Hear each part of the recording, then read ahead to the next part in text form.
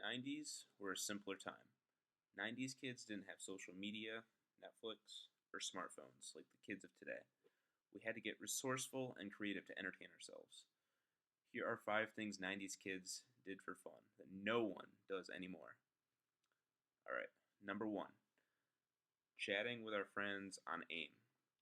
You could say AIM, or AOL Instant Messenger, was the 90s version of social media. We couldn't post live videos or tag each other in embarrassing photos, but we did have screen names and away messages. Every 90s kid had a screen name that we'd be ashamed of to reveal today. I won't tell you mine, but it did have the word gal in it. There were very few ways to personalize your AIM profile, so we spent a lot of time agonizing over away messages and chat icons.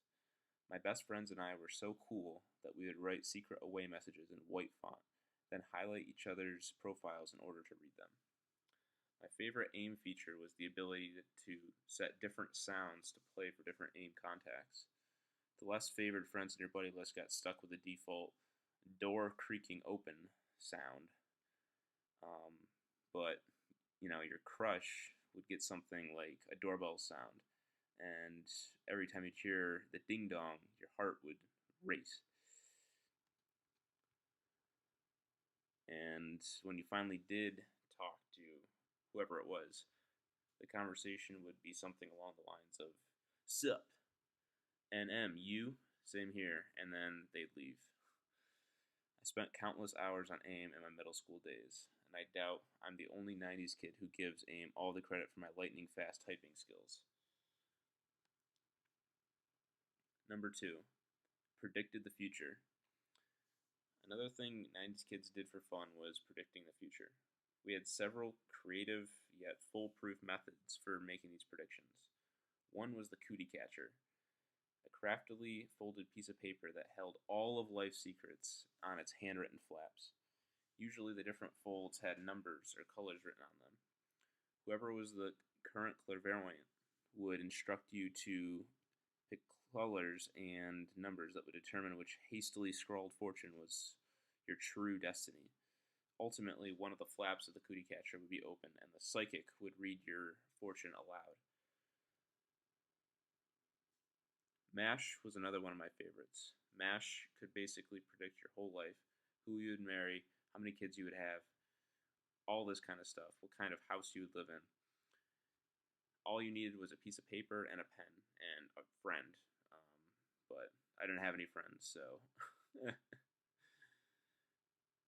First, to play MASH, you'd always write MASH at the top of the paper, and then you pick what categories you want to include, and then include the options for the different categories.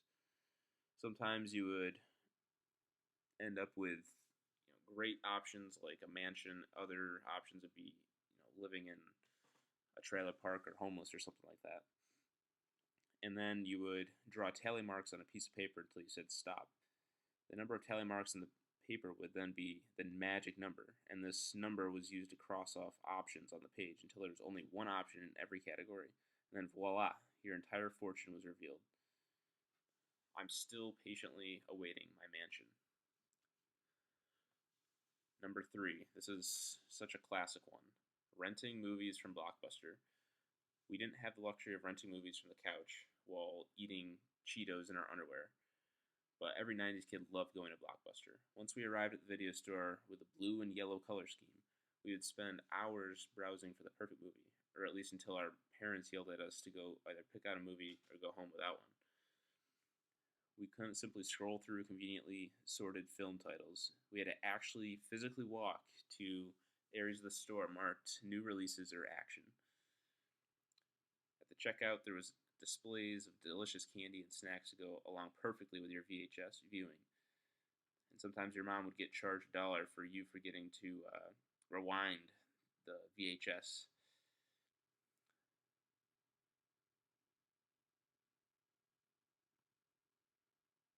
Number four, passing notes in class. This is so classic 90s, because today kids text, Snapchat, Facebook, all while at their classroom desk. This is not the case for 90s kids at all. Our method of communication was unbelievably old school. Handwritten notes, usually folded into a shape of a football, and you would ask girls out, ask guys out, and then have them circle an option. You usually had to be really creative and sneaky about passing notes around because you would usually get caught by a teacher, so you had to be very stealthy. Typically, what you do is you would pass it from person to person to person, and hopefully it would get to the person you wanted to get to, but that very rarely ever happened. The last one, watching people get slimed. This is so weird. 90s kids didn't have viral videos or funny memes to keep us entertained, though, so we had to watch Nickelodeon slime. It always made appearances on shows like Double Dare and Wild and Crazy Kids, but the best slime show was Figured Out. On Figured Out, a contestant with a unique talent would compete against a panelist of Nickelodeon stars, who would try to guess the talent based on a series of clues. The most important part of the show was the secret slime action. The secret slime action would be announced to the audience, but not the panelists, and any panelist who unknowingly performed the action would be immediately and thoroughly slimed. The secret slime action would usually be a guaranteed slime, touching your hair, scratching your nose, etc. Sometimes they would even set a panelist up, like when the secret slime action was being Lori Beth. If the panelists couldn't figure it out, the entire panel would be simultaneously slimed. Nickelodeon would often show slow motion replays of the slime majestically pouring down on the shocked panelists' heads.